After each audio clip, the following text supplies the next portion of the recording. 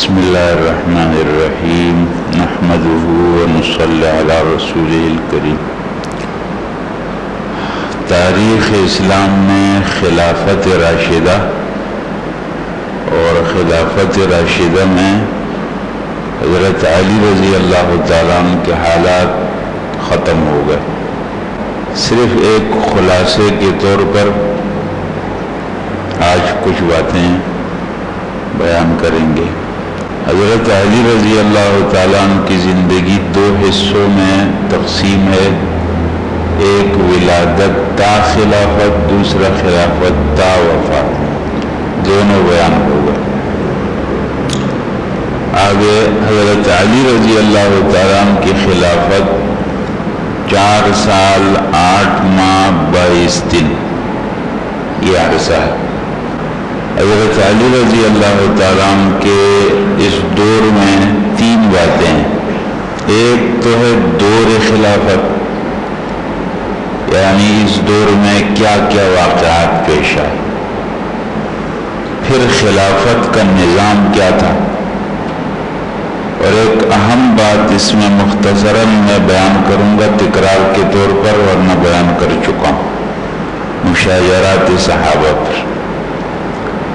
تینوں باتیں حضرت علی رضی اللہ تعالیٰ عنہ کا دور خلافت جس میں اہم واقعات پیش آئے وہ یہ ہے۔ پہلے سال میں معرکہ جمل پیش آیا، یہ سن 36 ہجری میں پیش آیا تھا۔ دوسرے سال میں صفین کا معرکہ پیش آیا، یہ سن 37 ہجری میں پیش آیا۔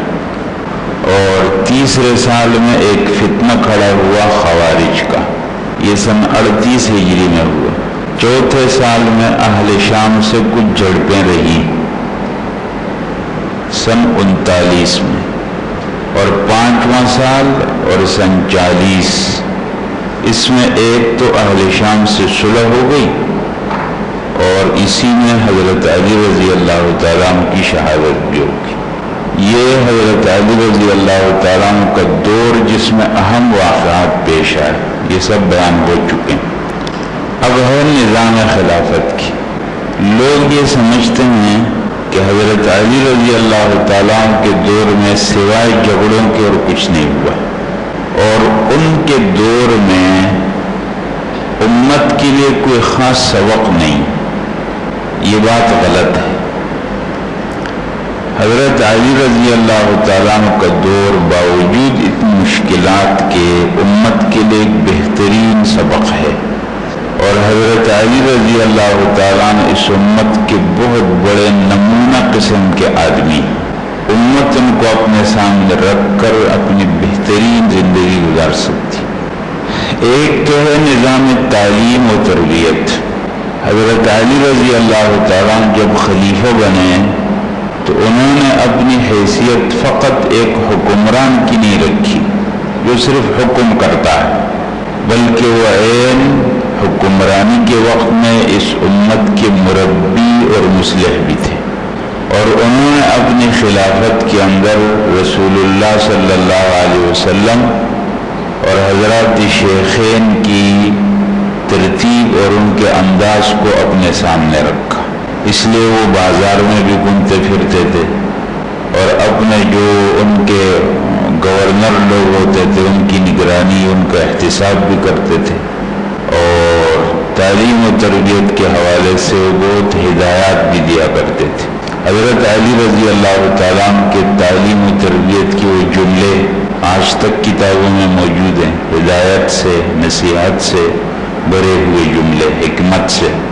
اور پھر مالیات کا نظام تھا، اس کے اندر جو پورے احتیاط کے ساتھ کام کرتے تھے، جو مثلا بیت المال ایک اسلامی حکومت کے اندر ایک مرکزی کردار ادا کرتا ہے، اس میں جو محتاج لوگ ہوتے ہیں ان کو ان کا حصہ دینا، جس کے جو وظیفے ہیں، تنخواہیں بیت المال سے جاری ہوتی ہیں وہ ان کو دینا۔ اور پھر اس کے بعد قضاء کا نظام ہے۔ حضرت علی رضی اللہ تعالیٰ عنہ اس امت کے بہت بڑے قاضی ہیں، ہر دور میں وہ قضاء کا کام کرتے تھے۔ رسول اللہ صلی اللہ علیہ وسلم، بعد میں حضرات شیخین، پھر حضرت عثمان حتیٰ کہ حضرت معاویہ وہ بھی بہت سے مشکلات میں ان سے پھر بات رجوع کرتے تھے.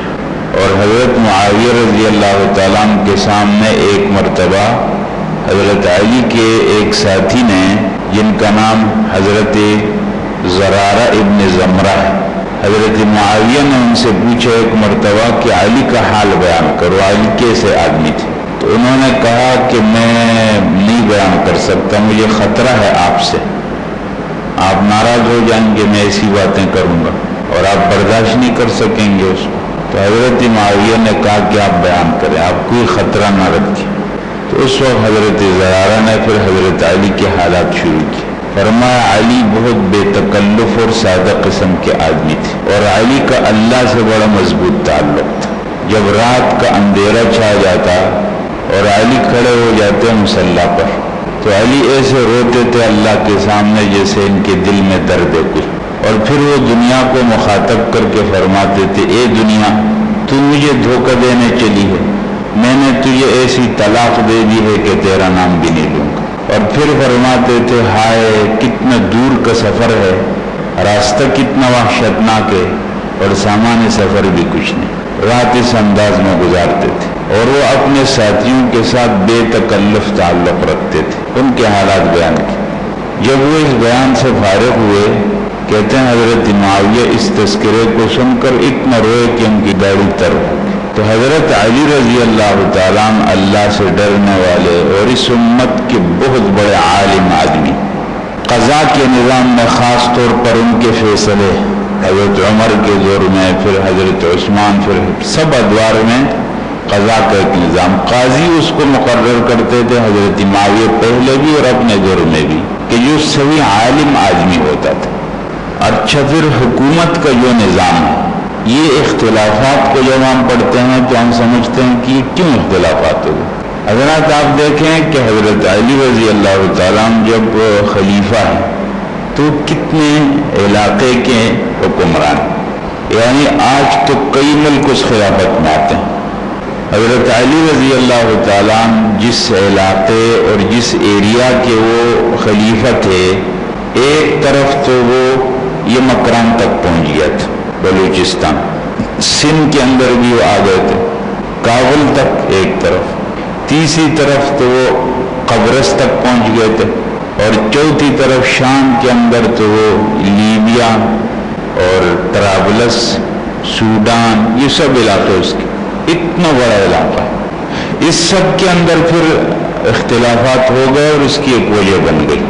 وجہ یہ بن گئی کہ حضرت عثمان رضی اللہ تعالیٰ عنہ کا جو واقعہ پیش آیا اور ان کو شہید کیا گیا. لیکن ان سب کے باوجود حضرت علی رضی اللہ تعالیٰ عنہ نے جس انداز میں حکومت چلائی وہ امت کے لیے نمونہ ہے. علماء ایک بات کرتے ہیں کہ رسول اللہ صلی اللہ علیہ وسلم کے دور میں مشرکین کے ساتھ جہاد ہوا اور شرک کو ختم کر دیا گیا جزیرۃ العرب سے. حضرت ابوبکر کے دور میں مرتد لوگوں کے ساتھ جہاد، اور حضرت عمر کے دور میں روم اور کسرا کے ساتھ جہاد، اور حضرت عثمان کے دور میں روم اور کسرا کے جو ماتحت لوگ تھے ان کے ساتھ جہاد. حضرت علی رضی اللہ تعالیٰ عنہ کے دور میں اندرونی طور پر جو بغاوت پھیل گئی، باغیوں کے ساتھ کیا سلوک ادا کیا گیا. حضرت علی رضی اللہ تعالیٰ عنہ کے دور میں امت کے لیے بغاوت اور اس سے نمٹنے کے طریقے اور اس کے احکامات حضرت علی کے دور سے معلوم ہوتے. اگر کسی بھی ریاست کے اندر اندرونی طور پر بغاوت پیدا ہو جاتی ہے اور وہاں کے لوگ اس حکومت کے خلاف کھڑے ہو جاتے ہیں تو حضرت علی رضی اللہ تعالیٰ عنہ کے دور سے اس کے احکامات ملتے ہیں. اس لیے امت کے لیے ایک نمونہ. اگر صحابہ کرام کے درمیان اختلافات پیدا ہوئے بھی اس پر میں بات کروں گا، لیکن صرف یہ بات ہے کہ نظام حکومت حضرت علی کا بھی ایک نمونہ. ایک حکمران کو ہر قسم کے حالات پیش آ سکتے ہیں. یوں بھی ہو سکتا ہے کہ سب لوگ اس کی بات مان لیں گے، یوں بھی ہو سکتا ہے کہ اس کی مخالفت پیدا ہو جائے اور ریاست کے اندر اس کے خلاف بغاوت پیدا ہو جائے. پھر وہ ان لوگوں سے کس طریقے سے معاملہ کرے گا، سلوک کرے گا، اس میں حضرت علی کے دور کے علاوہ کوئی دور مثال نہیں. اس لیے حضرت علی رضی اللہ تعالیٰ عنہ کا دور باوجود ان مشکلات کے بھی ایک بہترین اور امت کے لیے ایک سبق ہے۔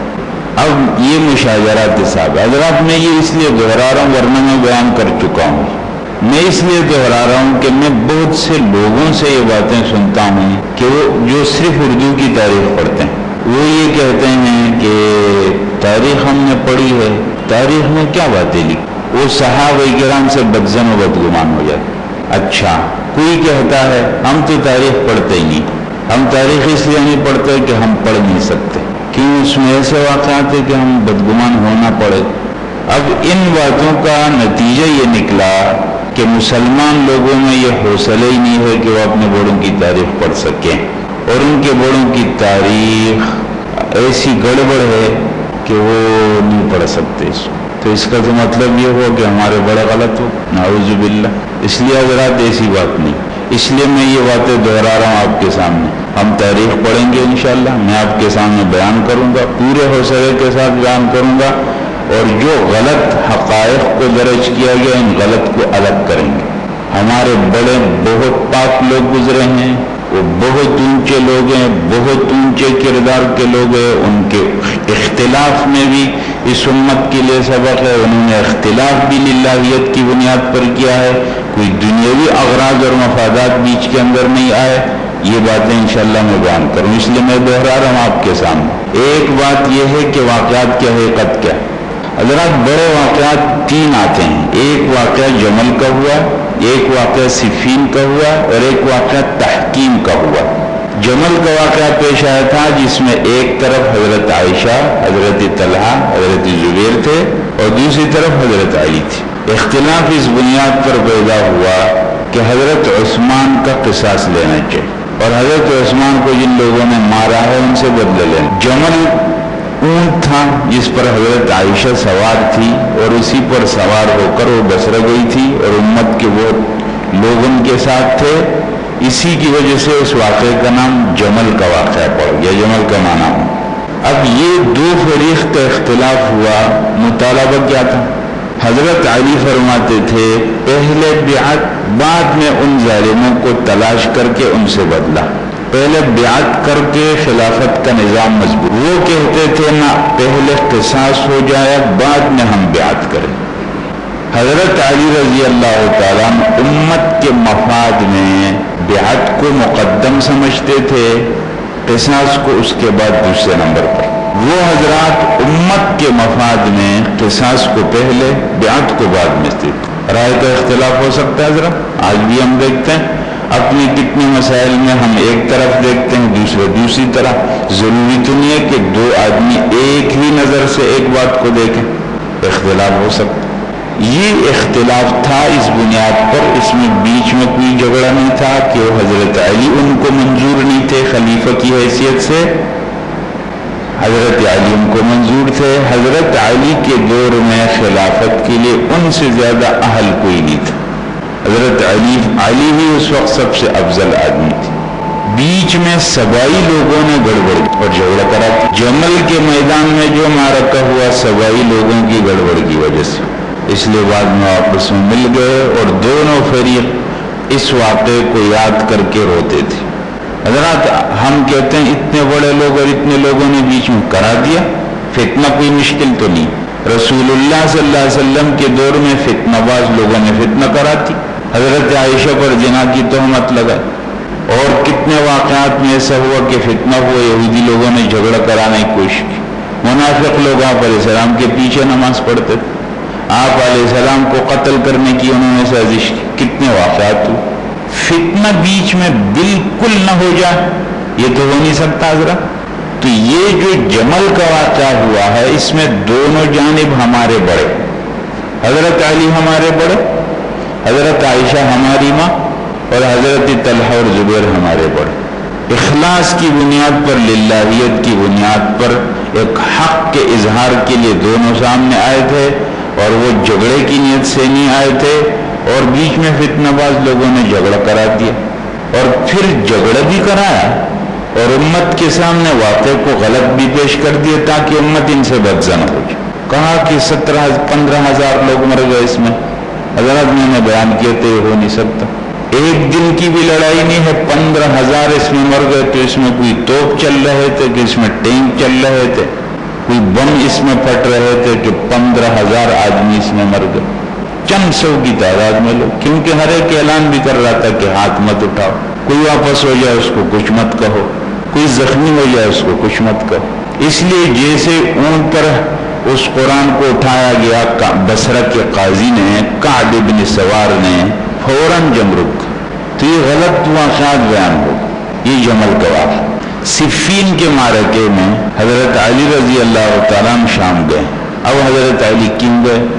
حضرت خلیفہ کی حیثیت سے ان کے ذمے پر تھا کہ وہ امت میں اختلاف ختم کریں.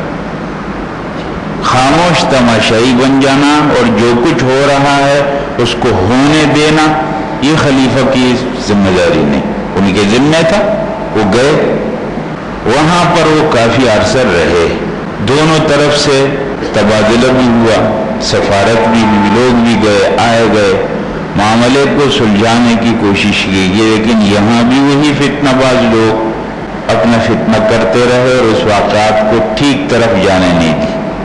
لڑائی یہاں پر حضرات بہت بڑی تعداد بیان ہو گئی کہ تقریباً 70,000 جھوٹے.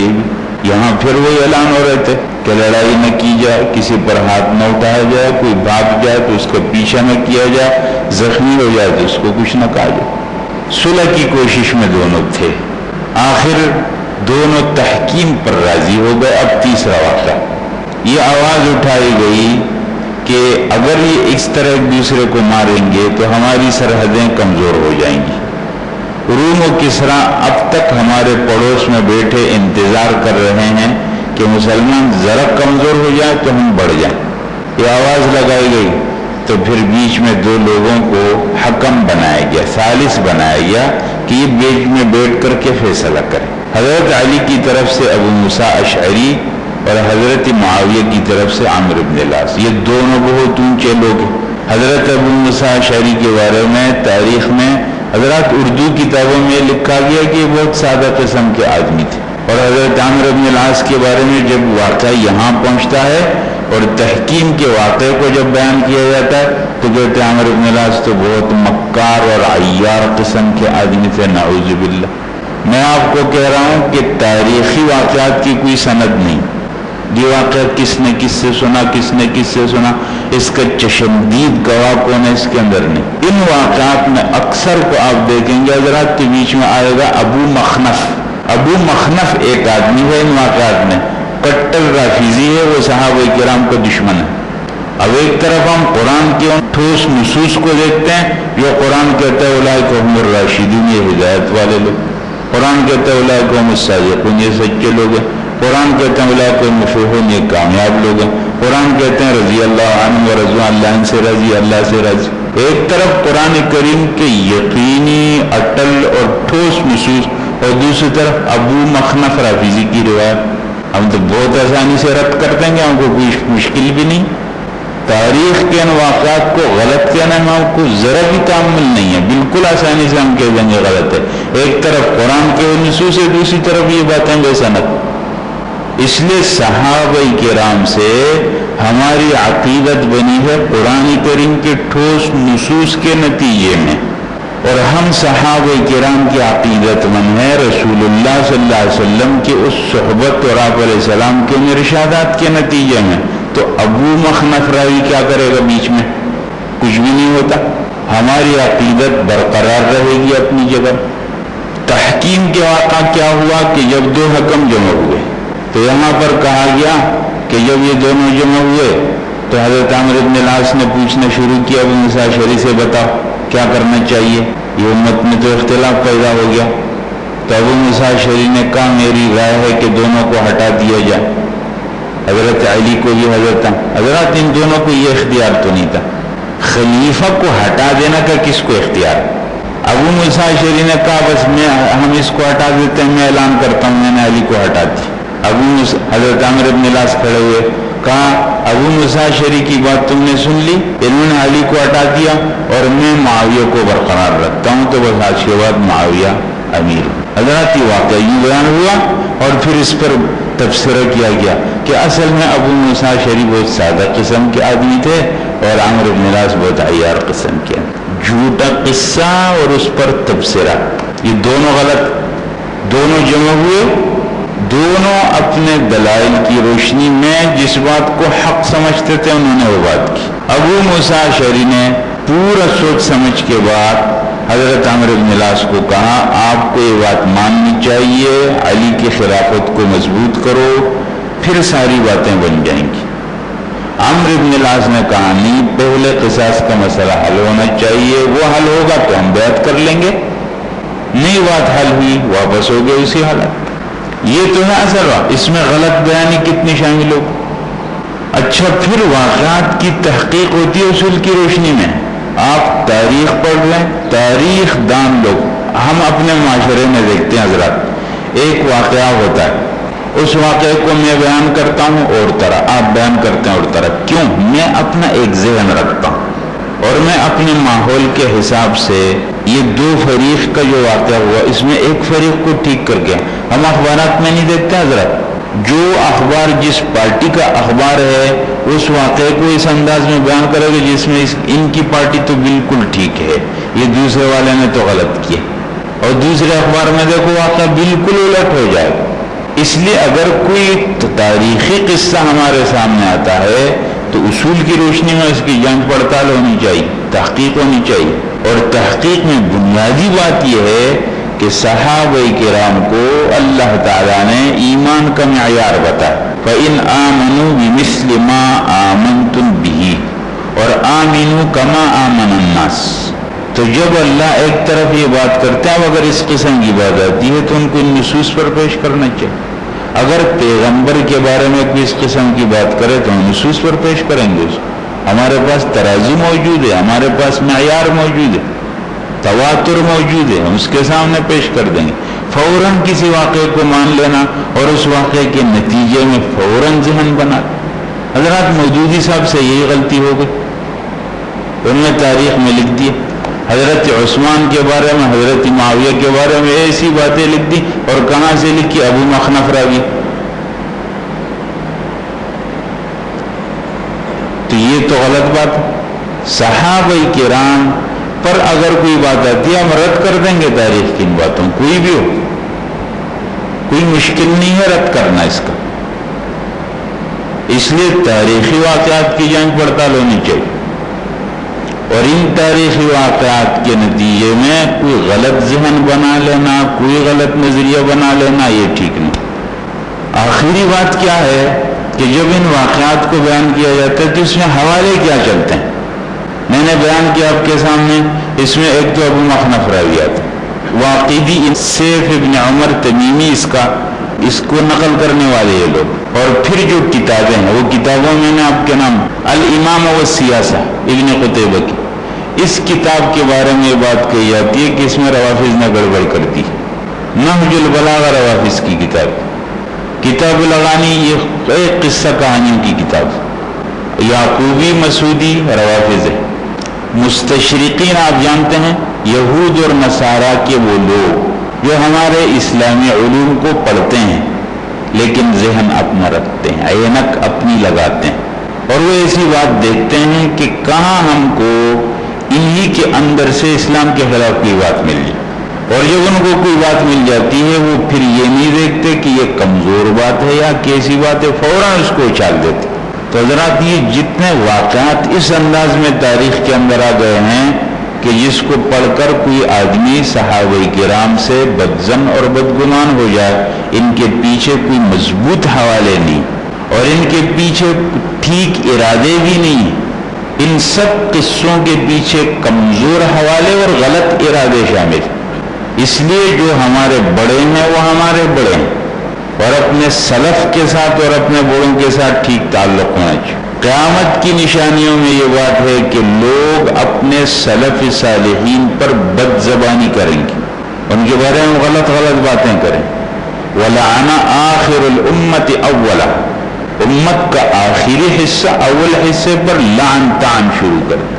عجیب تماشا ہے، اگر کسی مذہب سے پوچھا جائے اور کسی بھی نظریے کو ماننے والے، دین کو ماننے والے لوگوں سے پوچھا جائے کہ آپ کے دین میں اور آپ کے مذہب میں سب سے مقدس لوگ آپ کے پیغمبر کے بعد کون لوگ ہیں، اور آپ کا جو بھی بانی ہے اس کے بعد، تو کہیں گے جو ہمارے پیغمبر کے ساتھی. ٹھیک ہے، اگر آپ یہودیوں سے سوال کریں گے کہ بہتر کون لوگ ہیں، کہیں گے موسیٰ علیہ السلام کے ساتھی. عیسائیوں سے پوچھیں گے کہ آپ کے مذہب میں کون لوگ، کہیں گے حواری عیسیٰ علیہ السلام. اور یہ عجیب تماشا ہے کہ اس امت کے بدترین لوگ وہ جو محمد صلی اللہ علیہ وسلم کے صحابی، نعوذ باللہ. اس لیے اپنا نظریہ ان صحابہ کے بارے میں اپنی زبانوں کو بھی ٹھیک رکھنا چاہیے. اب میں صرف آخری بات کرتا ہوں اور بات ختم. شہادت عثمان کے بارے میں جو بات ہے کہ حضرت علی رضی اللہ تعالیٰ عنہ کے پاس جب وہ لوگ تھے جنہوں نے حضرت عثمان کے قتل میں حصہ لیا، تو حضرت علی ان پر ہاتھ کیوں نہیں ڈال لیتے؟ حضرات یہ بات تحقیق کے بعد موجود ہے کہ ایک ہے محاصرین اور ایک ہے قاتلین. ایک وہ لوگ تھے جو بلوائی لوگ تھے، جنہوں نے ہنگامہ مچایا اور فتنہ کیا اور مدینہ منورہ کے اندر حضرت عثمان کے گھر کا محاصرہ کیا. یہ فتنہ باز لوگ تھے اور ان کو محاصرین کہتے ہیں، ان کو بلوائی کہتے ہیں، ان کو سبائی فتنہ کہتے ہیں. ایک وہ لوگ تھے جو حضرت عثمان کے گھر میں کودے اور حضرت عثمان کو شہید کیا. یہ قاتل لوگ، قصاص تو قاتل لوگوں سے لیا جائے. حضرت علی رضی اللہ تعالیٰ نے کہتے تھے تحقیق کرو، قاتل معلوم کرو، ثابت کرو، ان کو قصاص کریں. باقی جو محاصر باغی لوگ ہیں، باغی لوگوں کے ساتھ الگ معاملہ ہے. حضرت ابوبکر کے دور میں باغی لوگ مرتد ہو گئے، ارتداد کا فتنہ پھیلا، تو جو لوگ توبہ کر کے واپس آ گئے اور انہوں نے اس ارتداد کو چھوڑ دیا تو ان کو چھوڑ دیا. اسی طرح جن لوگوں نے حضرت عثمان کے خلاف فتنہ کی وہ باغی لوگ تھے، اور جنہوں نے شہید کیا اور پھر حضرت علی کے ہاتھ پر جن باغی لوگوں نے بیعت کر لی تو ان کی بغاوت ختم ہو گئی. لیکن پھر بھی اس تحقیق کی گنجائش تھی کہ اس میں کون کون لوگ شریک ہیں. شہادت پیش کی جاتی، ان کے نام پیش کیے جاتے اور ثبوت ہو جاتا ان پر قصاص کا قانون چلتا. ویسے جو نام آتے ہیں کہ حضرت عثمان رضی اللہ تعالیٰ عنہ کو جن نے شہید کیا تو 6 نام آتے ہیں. اس میں 2 نام تو واپس ہو گئے کہ اس میں 2 صحابی ہیں. ایک محمد ابن ابی بکر، میں نے کہا تھا آپ کے سامنے، حضرت ابوبکر کے چھوٹے بیٹے، اور یہ حضرت علی کے تربیت یافتہ ہے. اس محمد ابن ابی بکر کے ایک بیٹے ہیں قاسم. یہ فقہاء 7 میں آتے ہیں. تابعین میں جو 7 فقہاء ہے ان میں قاسم ہے، یہ حضرت عائشہ کی تربیت یافتہ ہے. محمد ابن ابی بکر کوئے تھے، لیکن جب ان کو حضرت عثمان نے کہا کہ اگر تیرا والد زندہ ہوتا تو تیرے اس طریقے کو پسند نہ کر، یہ سن کر کے وہ شرما پر واپس ہو تو قتل میں شریک نہیں ہوئے. اس لیے حضرت نائلہ سے پوچھا، یعنی حضرت عثمان کی بیوی سے جب پوچھا گیا کہ محمد ابن ابی بکر ہے تو انہوں نے کہا نہیں، وہ نہیں تھے اس میں. عمر ابن الحمق ایک آدمی، وہ صحابوں میں سے، ان کی روایات موجود ہے نسائی کے اندر، ابن ماجہ، وہ صحابی. 4 آدمی رہ گئے. ان 4 میں 2 کو تو حضرت عثمان کے غلاموں نے موقع پر مار دیا تھا اور 2 فرار ہو گئے تھے، وہ بھاگ گئے تھے. اس لیے اب اس کے اندر تحقیق کی گنجائش تو تھی پھر بھی کہ قاتلوں کو معلوم کیا جاتا، ان کے نام پیش کیے جاتے، ان پر ثبوت کیا جاتا، گواہ، ساری ترتیب ہو جاتی، گنجائش تھی. حضرت علی رضی اللہ تعالیٰ اس کے لیے تیار تھے. تو حضرت علی کا موقف یہ تھا. دوسری طرف لوگ اس ظالمانہ واقعے کو یاد کرتے تھے کہ مدینۃ النبی اور مدینۃ الرسول صلی اللہ علیہ وسلم میں ایسا ظالمانہ واقعہ ہو اور کچھ لوگ اس میں شریک رہے اور اب بھی گھوم رہے ہیں. ان کو یہ بات بہت تشمیل آتی تھی، وہ بالکل برداشت پر نہیں کر سکتے تھے، اس کے لیے وہ کھڑے ہو جاتے. تو حضرات یہ دونوں طرف کا جو موقف تھا وہ دونوں خلوص پر مبنی تھا، دنیا کا کوئی مقصد نہیں. حضرت معاویہ کا جملہ تاریخ کے اندر موجود ہے، وہ فرماتے ہیں کہ میں علی کی ہمسری کا، ان کے برابری کا دعویٰ نہیں کرتا، علی مجھ سے افضل، میں بحیثیت ایک وارث اور ایک رشتہ دار حضرت عثمان کے ان کے قصاص کا مطالبہ کرتا. اور آپ نے وہ بات بھی سنی کہ جب روم کے آدمی نے حضرت معاویہ کو خط لکھا کہ آپ کے جو حکمران ہیں اور امیر ہیں حضرت علی وہ آپ کے خلاف جنگ کے لیے آ رہے ہیں، آپ کہو تو میں آپ کی مدد کے لیے آ جاتا ہوں۔ تو حضرت معاویہ نے اس کو خط لکھا اور فرمایا کہ اے لعین، اے رومی کتے، تو یہ سمجھتا ہے کہ ہمارے اختلاف سے تو غلط فائدہ اٹھا لے گا؟ اگر تو نے اس قسم کی کوشش کی تو میں اپنے چچا زاد بھائی سے اختلاف ختم کر کے صلح کر لوں گا اور ان کی فوج کا پہلا آدمی بن جاؤں۔ یہ باتیں اپنی جگہ موجود۔ تو بہرحال یہ ذہن کی صفائی کے لیے حضرات میں نے باتیں آپ کے سامنے بیان کی۔ اللہ تعالی ہم سب کو صحیح نظریہ نصیب فرما۔ الحمدللہ رب العالمین الرحمن الرحیم مالک یوم الدین اللہم لک الحمد حمدا کثیرا طیبا مبارکا فی اللہم صلی علی سیدنا مولانا محمد وبارک وسلم وصلی علیہ۔